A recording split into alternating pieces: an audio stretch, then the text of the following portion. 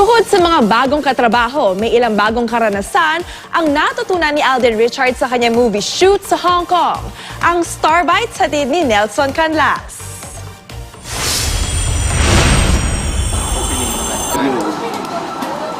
Kababalik lang ni Pambansang Bay Alden Richards mula Hong Kong kung saan kasalukuyan nilang sinushoot ang pelikulang Hello, Love, Goodbye.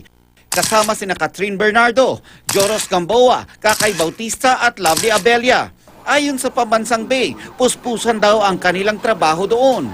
Aminadong na-challenge si Alden sa mga bago niyang mga katrabaho. Every day you learn something new. And of course, coming from new people, especially with the likes of the Direk Cathy Garcia, mas nadadagdagan pa yung kaalaman ko pagdating sa pag-arte.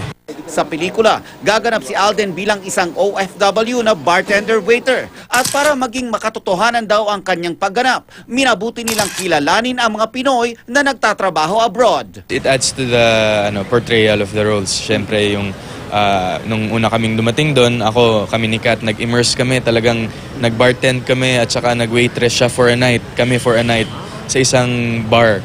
Kailangan mo talagang ramdamin yung talagang ano yung pakiramdam to be like them. Naghahanda na rin si Alden para magtungong Brooklyn, New York para sa Kapusong Pinoy Studio 7 Musikalye sa Brooklyn na nakatakda sa May 11 sa King's Theater.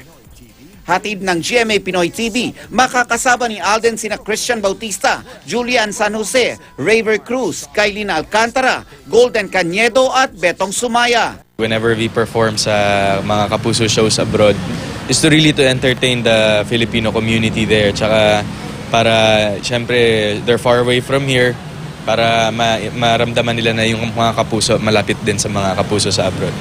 Nelson Canlas, GMA News.